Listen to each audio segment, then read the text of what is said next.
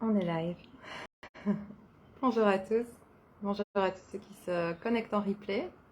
Regardez sans doute cette vidéo soit depuis Facebook, soit depuis YouTube. Et dans tous les cas, vous êtes les bienvenus. Alors, dans cette vidéo, on se retrouve pour une petite mise en pratique. En fait, cette semaine, dans le groupe Facebook, je souhaitais venir avec une mise en pratique pour répondre à un cas concret, parce que je pense qu'on fait tous face à ce type de situation et on se sent souvent tous vraiment très démunis. Le type de situation auquel je fais référence ici est une prise d'assaut émotionnelle. Le titre initial de cette vidéo, c'est quand on est paralysé par la peur. Paralysé par la peur, qu'est-ce qu'on fait? Et en fait, je me suis dit, ce que je veux vraiment viser, c'est les moments où on est pris d'assaut, ce sentiment d'être pris d'assaut de l'intérieur, par sa propre biologie, par son propre corps, et se sentir vraiment un peu à l'étroit, peut-être asphyxié, peut-être vraiment coincé en soi-même, paralysé en soi-même. Alors, ma première question pour vous, c'est est-ce que ça vous parle? Est-ce que vous connaissez parfois des prises d'assaut émotionnelles? Ou ça concerne juste moi? Alors, je vois qu'il y a quelques personnes qui se connectent en live. Donc, n'hésitez pas à participer en live, à interagir, à montrer que vous êtes là. C'est toujours beaucoup plus agréable pour moi de savoir qu'il y a quelqu'un qui est directement là, qui peut donner un peu un répondant, plutôt que de parler et de faire confiance que quelqu'un m'écoutera un jour. Et si vous êtes en replay, n'hésitez pas aussi à commenter, parce que je vous vois, je vous lis et je vous réponds toujours. Alors, donc, l'intérêt aujourd'hui, c'est d'appréhender de manière très pragmatique qu'est-ce qui se passe dans ces moments-là, en soi, quand on se sent pris d'assaut par une émotion. Et en fait, c'est pas juste la peur, mais je pense que ça va être très souvent la peur, parce que être pris d'assaut à l'intérieur de soi peut correspondre à différentes situations, mais cette idée de paralysie intérieure, de ne pas vraiment savoir bouger, c'est ce que je veux vraiment adresser aujourd'hui, et ça, j'ai l'impression que c'est davantage la peur qui est responsable de cette paralysie intérieure. Après, il y a d'autres prises d'assaut qui mènent à une perte de contrôle, par exemple avec la colère. On a telle énergie en soi qu'on ne sait pas du tout la canaliser, elle nous embrase.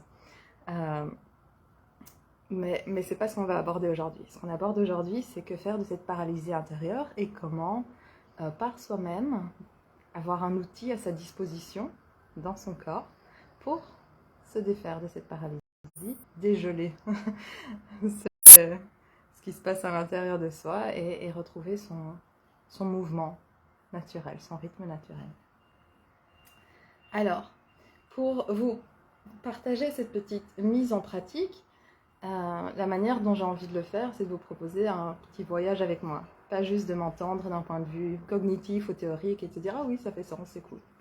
Bon, c'est une manière d'intégrer un certain contenu, mais la manière que je privilégie toujours, c'est une manière somatique. C'est une intégration somatique. Et quand on parle d'intégration somatique, qu'est-ce que ça veut dire somatique? Peut-être vous êtes nombreux à ne pas connaître ce mot. Si c'est le cas, dites-le moi en commentaire, hein, je ne savais pas ce que ça voulait dire. Somatique, ça désigne l'expérience du corps. C'est l'expérience de soi, de soi, de moi, Laura, que je fais dans mon corps. C'est qui se manifeste en soi, nos émotions, nos pensées, etc. Alors, j'ai l'impression que j'ai des problèmes de connexion très étranges. Oh, j'espère que je suis toujours connectée en ligne. S'il y a quelqu'un de connecté qui est connecté avec moi, envoyez-moi un coucou parce que je viens d'avoir un petit message de déconnexion me disant que mon Wi-Fi n'est pas bon, mais je ne suis pas sur le Wi-Fi. Donc c'est assez étrange. Bon, j'espère que ça continue de fonctionner. On va continuer, on va reprendre. Ok. Alors, donc, parcourons cet outil pratique du corps de manière somatique. La manière dont on va procéder, c'est en partant du commencement. Et le commencement, c'est pouvoir s'approprier cette situation que je décris. Ok, donc est-ce que ça vous parle? Ok, super, merci pour la confirmation que ça. fonctionne. Est-ce que ça vous parle qu'il y a des moments où vous vous sentez pris d'assaut par une émotion? Peut-être la peur, peut-être autre chose. Ces moments où on est pris d'assaut, c'est vraiment ces moments où on a l'impression d'être paralysé à l'intérieur de soi. Où tout d'un coup on se fige. C'est vraiment l'idée de figement intérieur. Je vais un peu donner d'autres manifestations pour vous aider peut-être à vraiment visualiser concrètement des moments, des situations où ça se produit en vous, cet assaut émotionnel. Donc il y a l'idée de figement, de paralysie intérieure, d'avoir le mouvement très limité. Et donc quand on est paralysé, limité dans son mouvement, ça veut dire que notre corps est très rigide. Notre corps accuse de nombreuses tensions. Des tensions qui peuvent se manifester dans la mâchoire. Ça se note également au niveau des épaules. Tout d'un coup, on est pris d'assaut, on est en hypervigilance, on est sur le qui-vive, on a l'impression d'être menacé. Donc au niveau du ressenti, il y a un peu l'impression d'une menace. À partir de là, peut-être va émaner d'autres choses, peut-être un sentiment de honte, de peur de l'humiliation, de la peine, de la douleur, etc. Le sentiment d'être jugé, le sentiment d'être... que quelqu'un se méprend aussi sur soi. On est souvent figé au cours de nos relations sociales, de nos interactions, quand on a une interaction avec quelqu'un et tout d'un coup, on découvre le regard de l'autre sur soi qui est vraiment « oh, c'est vraiment pas ce que je pensais que c'était ». Et donc on a un moment un peu de sursaut antérieur, de peur intérieure qui nous fige. On se sent déconnecté alors peut-être de notre environnement, d'autrui, de soi-même aussi. C'est des moments qui vont aussi ensuite peut-être stimuler ou accuser une difficulté à ressentir de l'estime pour soi-même, une difficulté de confiance en soi.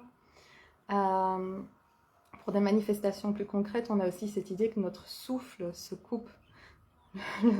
Puisqu'on s'est figé à l'intérieur de soi, on est aussi dans un moment où on a expiré et on n'ose pas reprendre son souffle. Parce qu'on est un peu dans ce moment de vigilance et donc on ne sait pas encore trop si la situation dans laquelle on se trouve, elle est sécurisante. Si on peut se permettre de respirer tranquillement, de vivre tranquillement, si on peut baisser la garde. Donc c'est dans des moments où on a un peu notre sang qui se glace et on est en hyper-vigilance, en vigilance extrême, c'est-à-dire qu'on est en train de monter la garde, de se dire ok, quel mouvement je vais faire ou je ne dois pas faire et qu'est-ce que ça va engendrer dans la situation là maintenant tout de suite parce que je ne me sens pas en sécurité. Donc là, on est vraiment dans tout ce qui concerne davantage l'émotion de la peur, et un peu de la soumission. On n'est pas du tout dans une position dominante, on est d'accord. C'est ça qu'on adresse aujourd'hui. Si vous voulez qu'on adresse également tout ce qui concerne davantage la colère et puis les élans de domination, etc., les rapports de force, on peut également faire ça dans une autre vidéo. Vous me dites ça en commentaire. Alors, j'espère que vous avez un peu votre petit schéma ou votre... image de à quoi correspondrait cet assaut émotionnel, c'est-à-dire dans quelle situation vous ressentez ce type d'émotion qui vous paralyse, cette peur qui vous paralyse. Et je vous ai invité à ne pas prendre un événement extrêmement apeurant, parce qu'on va travailler un petit peu dessus, on va s'en servir, donc que ça ne soit pas le trauma de votre vie, Prenez une situation légèrement anodine, on va dire, ou qui n'a pas beaucoup d'enjeux, d'accord? Et je vais vous donner un exemple. Parce que c'est ce qui s'est produit pour moi, vraiment, de réaliser en fait ce mouvement. Je vais vous en dire plus sur ce mouvement qui est dans les situations de figement, dans les situations où on est pris d'assaut par l'émotion de la peur, par l'émotion de la crainte, l'angoisse, de la soumission, il y a un mouvement en particulier que je trouve extrêmement guérisseur et remède, et je l'ai découvert intuitivement lors d'une situation qui m'a prise d'assaut, et ensuite j'ai également découvert dans tout ce domaine qui concerne la régulation du système nerveux, les neurosciences, etc., qu'en fait c'était une réelle technique qui avait déjà été étudiée et qui a déjà fait ses preuves et qui est donc partagée via différentes thérapies. Alors, pour vous partager ma situation à moi, c'était lors d'une présentation orale. Une présentation orale il y a quelques mois en chinois. Certaines personnes me connaissent un petit peu plus et savent que je me situe à Taïwan et que je prends des cours de chinois depuis 1 an. Et j'avais une présentation orale à faire devant un petit amphithéâtre et voilà, prendre la parole dans une langue qui est étrangère, complètement étrangère à la sienne. Bon, bah ça rassure pas. Et j'étais un peu prise, voilà, prise d'assaut par l'émotion de la peur. Tout d'un coup, être paralysée, sentir mon corps très figé. Donc, c'est ma situation de départ. C'est la situation qui va m'aider à commencer à développer une intégration de cette prise d'assaut émotionnel et en intégrant ensuite un mouvement que je vais vous présenter, de développer en moi la capacité de faire face à cette prise d'assaut avec puissance. Et je vais vous proposer de faire cet exercice ensemble. Okay? Donc vous avez votre situation de base. La mienne, c'est ce rappel de faire une présentation orale en chinois devant des professeurs, devant des étudiants. Devant, voilà. C'est le contexte de oh, je me sens pas à l'aise, j'ai pas confiance en moi, j'ai peur. Et je suis un peu prise d'assaut. Quand je prends le micro, j'ai ma poitrine qui se serre, etc. Okay? Donc là, je vais vous inviter à revisualiser un petit peu la situation qui engendre chez vous un assaut émotionnel par la peur. À nouveau, que ce ne soit pas le trauma de votre vie, s'il vous plaît, et de commencer à visualiser, voilà, plutôt observer dans votre corps comment le corps réagit à ce souvenir. Ok, donc moi je me souviens vraiment, voilà, la poitrine qui se serre, la gorge qui se serre aussi, un nœud dans la poitrine, la gorge qui se serre, le cœur qui bat très vite. Tout en fait qui revient vers le centre. Je ressens même en ce moment ma cage thoracique, mon ventre qui commence à se nouer. Qu'est-ce qu'il y a d'autre? La gorge qui s'assèche, la gorge qui s'assèche. Une tension dans le bas-ventre. Un peu un sentiment oui, d'être presque de nausée même, de pas être très bien à l'intérieur de soi. Okay, donc il y a beaucoup de manifestations du corps, okay, corporelles de cette situation. Je sens également que mes épaules ont envie de se redresser comme si c'était pour me défendre de quelque chose. Okay. Donc je vous invite à vous aussi dresser un petit peu la liste et n'hésitez pas à partager un peu vos symptômes, vos manifestations corporelles de cet assaut émotionnel de la peur en commentaire. Ok. Alors je vais vous inviter ensuite, une fois que vous avez un peu cette petite liste, hein, cette conscience de ok, qu'est-ce qui se présente dans mon corps quand je suis dans ce moment d'assaut émotionnel.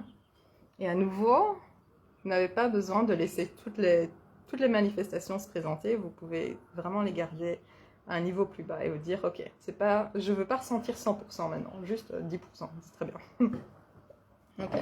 Ensuite, je vais vous inviter à vous mettre debout et je vais vous expliquer un peu ce qui s'est passé pour moi. Quand j'ai pris le micro et que j'ai commencé ma présentation orale, j'ai réalisé que mon corps a effectué ce petit mouvement, le bassin qui oscille de gauche à droite. Alors je sais exactement ce que je vais vous inviter à faire. Vous êtes dans votre situation d'assaut émotionnel, ressentir la peur qui commence à se manifester. Sentez sans doute qu'il y a un figement qui se produit dans le corps.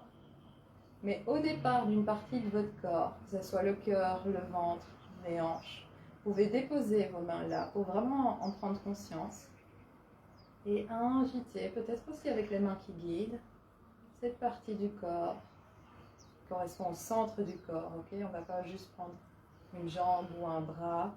Prenez le centre du corps, quelque part sur la ligne médiane du corps, et invitez ce centre à osciller de gauche à droite. De droite à gauche. Et là, je vous invite à vraiment rester connecté à cette sensation d'oscillation de gauche à droite, de droite à gauche, et voir ce qui se passe dans votre corps. Ok, on était dans l'activation émotionnel par la peur, le figement par la peur, et petit à petit, avec nos mains chaleureuses sur une partie de son corps, on guide un mouvement de droite à gauche. Et ressentez comme ce mouvement d'oscillation de droite à gauche, ça invite le poids du corps à aller vers un pied et puis vers l'autre. Ok? Donc notez cette alternance entre droite et gauche. Poids du corps à droite, poids du cœur à gauche. Si vous voulez, vous pouvez même, je pense que vous allez voir, peut-être, vous pouvez même commencer à soulever les orteils et taper les orteils dans le sol, un à la fois. Quand on va à droite, on tape le pied droit dans le sol, soulève le pied gauche. Et ensuite, on inverse. Tape le pied gauche, tape le pied droit. Vous voyez ce qui fonctionne pour vous. Si ajouter les orteils, ça fonctionne. Un autre moyen, c'est simplement d'avoir une main et puis l'autre qui tape contre les hanches. C'est quelque chose d'assez anodin, on va dire. Si on voit quelqu'un faire ça dehors dans la rue, on ne va pas en penser outre mesure, on ne va rien en penser. Vous pouvez taper les hanches. Juste vous laisser verser droite à gauche. Et notez ce qui se passe dans votre corps. Ok. Sentez peut-être comme moi qu'il y a eu un moment d'expiration plus lente. Ou un moment aussi d'inspiration plus profonde. Et ça signifie, lorsqu'il y a cet inspire et cet expire qui se fait plus large, qui prend davantage de place dans le corps, ça signifie vraiment qu'il y a eu un relâchement. Okay? On a eu un assaut émotionnel, un blocage, et en commençant à intégrer un mouvement de droite à gauche, on a quelque chose qui en soi se défait. On a quelque chose qui en soi se régule, se débloque, s'installe, okay? Qui se repose. On était figé, il y a quelque chose en soi qui atterrit.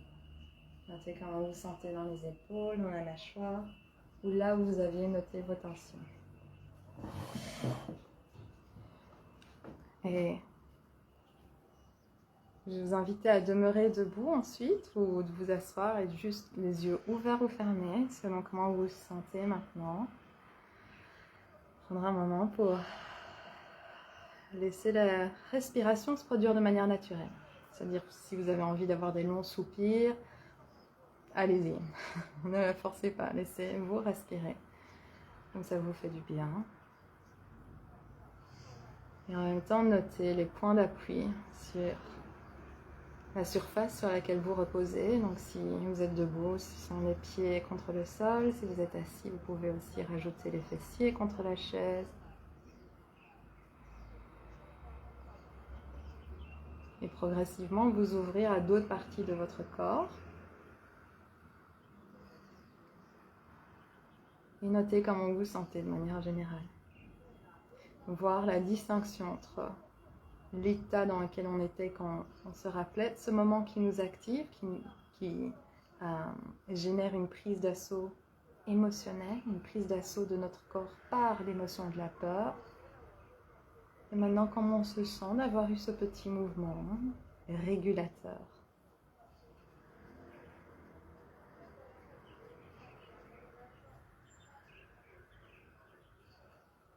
Alors, je vous invite à vraiment prendre autant de temps que vous le souhaitez pour cette prise de conscience sur votre état et les changements qui se sont opérés en vous.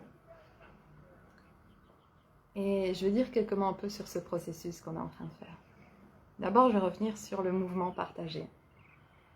Le mouvement d'oscillation des hanches, de droite à gauche. Je me souviens vraiment, lors de ma présentation orale en chinois, que j'étais dans prise d'assaut par la peur, mais quand même encore connectée à l'instant présent, de sorte que mon corps a mis en place naturellement ce remède d'oscillation. Mes hanches ont juste oscillé de gauche à droite, sur un pied, sur l'autre. Et ça m'a vraiment aidé à garder tout un calme au cours de la présentation et de rester au contrôle de moi, de ne pas avoir les mains du micro qui tremblent, la voix qui tremble ou qui bute sur certains mots. Donc rétablir le mouvement dans les moments où on est figé est vraiment un remède pour soi. C'est un remède. Si on conserve cette rigidité intérieure, on continue d'informer notre système nerveux vers « oui, je suis en danger, je ne peux pas permettre mon mouvement, j'ai trop peur de bouger, okay, je me sens trop menacée, je suis trop sur le qui-vive ». Et on se sent souvent menacé par le stress, tout simplement, par tout ce qui se passe autour de soi, des conditions économiques, politiques, etc. Donc on a beaucoup de stress dans notre vie et c'est très facile d'être prise d'assaut par la peur de manquer de ressources, etc. Donc c'est important de se permettre le mouvement parce qu'avec tous ces stress autour de soi, on est très souvent figé littéralement dans notre corps. Ce mouvement d'oscillation, il n'est pas du tout anodin. Okay, c'est ce qu'on appelle une stimulation bilatérale. Okay, on peut simplement appeler ça ici un mouvement bilatéral. Qu'est-ce que ça veut dire ? Stimulation, mouvement, on sait tous ce que ça veut dire. Bilatéral, on va juste être un peu plus clair dessus. Bilatéral, vous reconnaissez le préfixe bi et puis latéral.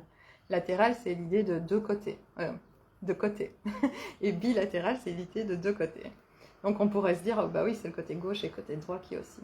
C'est vrai, et en même temps, ça va encore plus loin. On fait également référence aux deux hémisphères du cerveau. Parce que le fait est que se mettre en mouvement de cette manière-là, ou même, vous savez quoi, marcher. Même marcher, c'est une stimulation bilatérale. Les deux hémisphères de notre cerveau sont sollicités. Okay, et lorsqu'il y a cette sollicitation des deux hémisphères du cerveau, on permet une intégration de ce qui est en train de se passer dans le moment présent. C'est comme ça qu'on sort de notre prise d'assaut émotionnelle. C'est par un mouvement, et un mouvement tout simple. Si vous n'êtes pas capable de marcher, ou si vous n'êtes pas debout, vous pouvez faire une autre stimulation bilatérale à l'aide de vos mains, et qui va aussi sembler anodine. Là, j'ai pris n'importe quel objet. Donc, il y a une petite boîte de compléments.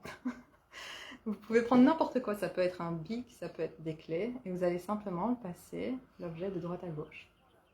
Et juste ça, c'est une stimulation bilatérale du cerveau, des deux hémisphères du cerveau, qui permet d'intégrer dans le moment présent ce qui est en train de se présenter. Okay, ce qui est en train de se produire et qui, au début, suscitait une prise d'assaut émotionnelle, une paralysie intérieure. En rétablissant un petit mouvement, vous pouvez commencer avec des mouvements moins amples et puis vous laisser porter par l'amplitude du mouvement de plus en plus.